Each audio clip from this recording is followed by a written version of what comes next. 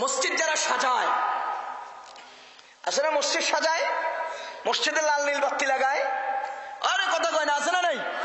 আজকে 12 রবিউল আউয়ালের উপলক্ষে বাংলাদেশের বহু মসজিদে লাল নীল ঝিকিমিকি বাতি লাগাইছে। কথা কন এ মুসলমান, জমজম কূপের পানিতে বিশ্বের কোন ইমাম আসেনি ফু দিবে? কথা বলে না কেন? জমজম কুয়ার পানি এমনিই দামি, আবার কোন ইমাম সাহেব ফু দিয়ে এটার দাম বাড়াবে? আমার টিউবওয়েলের পানির দাম নাই, এই জন্য এটার মধ্যে ফু দিয়ে ইমাম সাহেবরা দাম বাড়ায়। কথা কন, জমজমের পানি এমনিই দামি, এটার মধ্যে আবার ফু দেওয়ার কি আছে? এই ভণ্ডরা হিন্দুরা তাদের দুর্গা, তাদের ভণ্ডামি গুলোকে লাল নীল বাতি দিয়ে সাজায়। আমাদের মসজিদ এমনিই দামি, লাল নীল বাতি দিবে কেন? এটা ভণ্ডামি, ভণ্ডামি, ভণ্ডামি। আমাদের ভণ্ডামি শুরু করে দিয়েছে এই কুখ্যাত বাংলাদেশের কুখ্যাত দেওয়ানবাগী, কুখ্যাত ভণ্ডরা আজ বাংলাদেশের মুসলমানদের ঈমান আমল নিয়ে ছিনিমিনি শুরু করে দিয়েছে।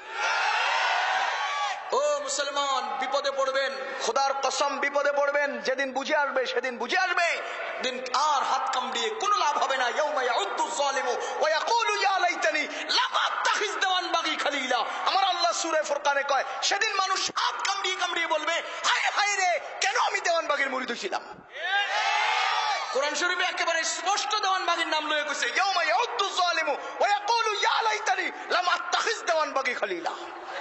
এর নাম ধরে কইছে সূরা ফুরকানে, আপনি 19 পারার 1 নম্বর পৃষ্ঠায় আয়াতটা আছে। কেন আমি দেওয়ানবাগীর মুরিদ হইছিলাম। কিয়ামতের দিন কামড়াবেন, কোনো লাভ হবে না, চিৎকার করবেন, কোনো ফায়দা হবে না। আমরা বলে যাচ্ছি তার সাথে আমাদের লেনদেনের কোনো সম্পর্ক নেই, আপনাদের সাথে আমাদের কোনো বাড়াবাড়ি নেই। আজকে মাইক পেয়েছি কথা বলার, আপনাদের সামনে কথাগুলো না বললে নবীজি যখন বলবে এই বেয়াদবে আমার দিন নিয়ে ছিনিমিনি খেলেছে, আমার ইজ্জত আবরু নিয়ে ছিনিমিনি খেলেছে, ও নুমান তুই বললি না কেন, এই প্রশ্নের জবাবের জন্য বলে যাচ্ছি। দেওয়ানবাগী আমাদের নবীজির সাথে অহরহ বেয়াদবি করে চলছে।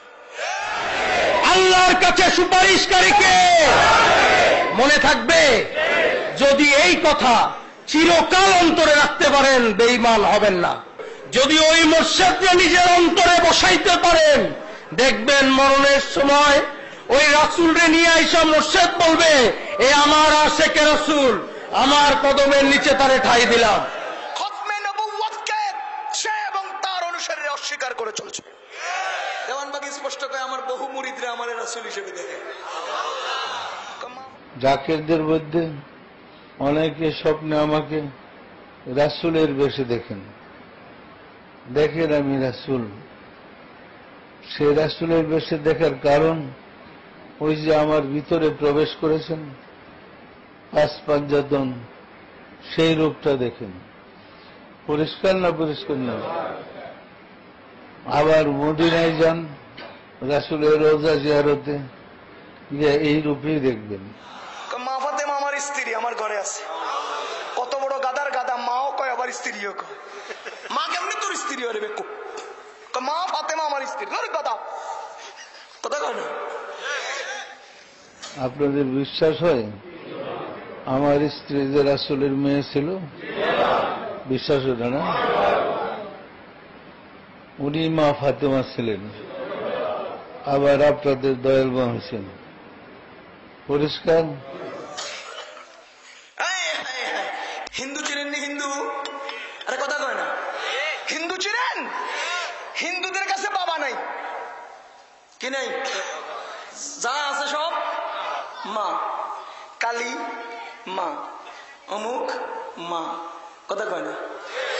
আর মুসলমান বামপন্থী মাজার পূজারী, পীর পূজারীদের কাছে কোনো মা নাই।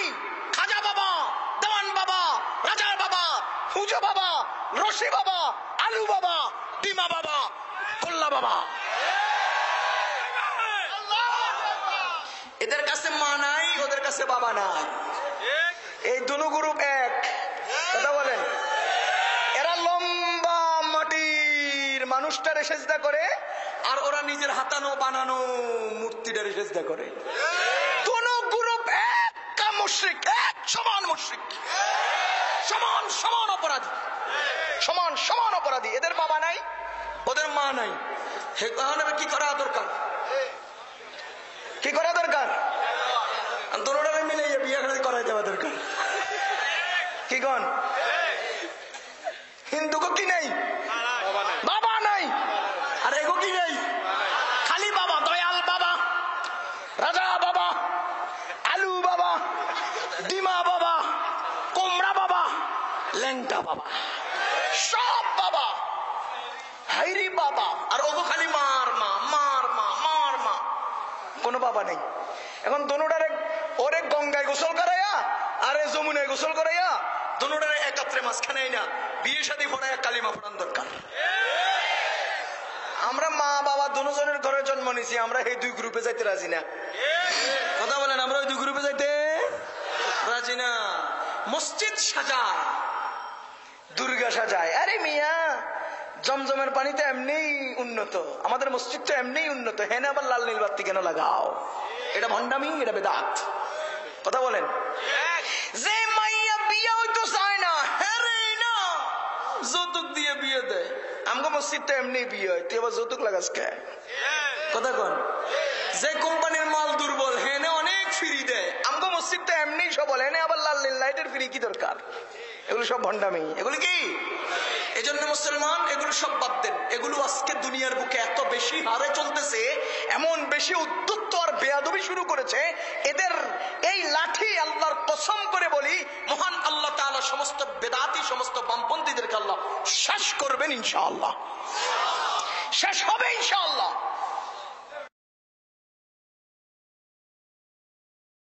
আশিকের রাসূলেরা নাফসির মুকামে যদি যান, যেখানে আল্লাহ দেখে, মজার ব্যাপার ছিল যে মুর্শিদের কদম ধরে গেলেন, গিয়া দেখবেন ওইখানে মুর্শিদই বসে,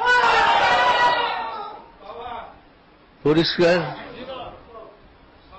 দেখবেন হাসতেছে আর আপনাকে ডাকতেছে। তাহলে মুর্শিদ তো দুইজন হয়ে গেল। এক মুর্শিদ আপনাকে নিয়ে গেল, আরেকজন নাফসির মুখে বসে আপনার জন্য অপেক্ষা করতেছে। তো নাফসির মুকামে বসে যিনি অপেক্ষা করছেন তিনি রাব্বুল আলামিন। মুর্শিদের সিনাই থাকে বিদায় মুর্শিদের রূপে তার রূপ, পরিষ্কার। গোটা জাতি জানে যে কোরআন আছে, হাদিস আছে। কোরআন হাদিস মতো চললেই আমরা ইমানদার হইতে পারবো, ইমান নিয়ে কবরে যেতে পারবো। এটা সম্পূর্ণ ভুল ধারণা। কোরআন মানুষকে মুক্তি দিতে পারে না, কোরআন মানুষকে সাহায্য করতে পারে না। যদি করত, সাদ্দাম হোসেনের ফাঁসি কাস্টে ঝোলার আগ পর্যন্ত তার হাতে কোরআন ছিল। ওই ফাঁসি থেকে তো কোরআন সাদ্দামকে বাঁচাইল না। যদি পারত, শায়েখ আব্দুর রহমান, তার হাতে কোরআন শরীফ ছিল, ছিল না? ছিল না? কই, কোরআন তো তারা সাহায্য করলো না। কোরআনের মাঝে তো প্রাণ নাই, কাগজের কালিতে লিপিবদ্ধ করা, এর মধ্যে রূহ নাই। তো প্রাণহীন কোরআন আপনাকে সাহায্য করবে কিভাবে?